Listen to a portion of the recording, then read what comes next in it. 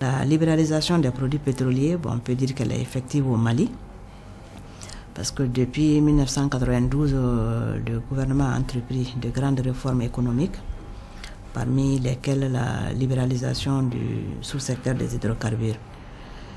Et depuis donc 1992, les prix, l'État d'abord s'est retiré de tout ce qui est activité à caractère commercial dans le sous-secteur des hydrocarbures, et des privés se sont installés à côté des multinationales qui existaient bien avant.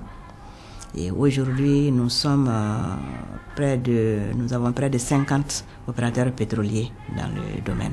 Nous sommes 47. Chaque opérateur tisse des relations commerciales avec un de ses fournisseurs, et puis il passe sa commande, et puis il importe sans aucun problème. Ça a été très difficile de suivre cette dynamique donc, des prix mondiaux.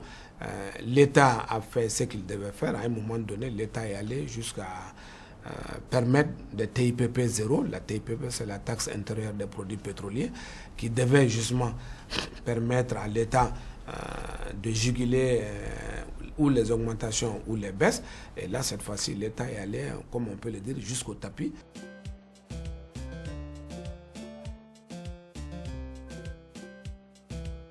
C'est l'ONAP qui assure le secrétariat de la commission chargée de fixer les prix. Et c'est l'ONAP qui tient les statistiques d'importation et toute autre information concernant le sous-secteur des hydrocarbures. Les prix, ils sont libres dans la mesure où même si la commission intervient un peu, c'est-à-dire l'État, c'est des prix plafonds, des prix indicatifs plafonds qui sont fixés. Et donc l'opérateur a toute une marge pour se fixer lui-même son prix, mais il ne peut pas dépasser le prix plafond. Dans cette libéralisation, en réalité, c'est le consommateur final qui aura gagné.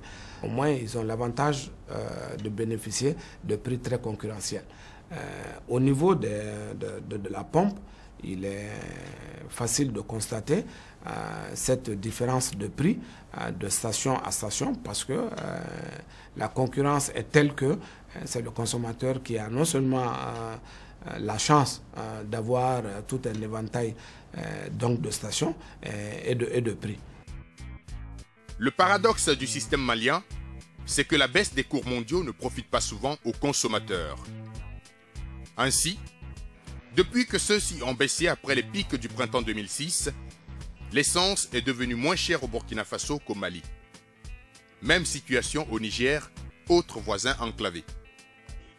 Le Niger a un système quasi similaire à celui du Burkina, avec peut-être une contrainte majeure, c'est qu'ils ont un territoire très vaste, donc ils ont été obligés de multiplier les dépôts.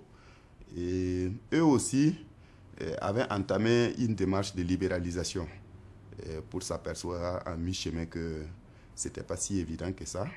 Et ils sont revenus à leur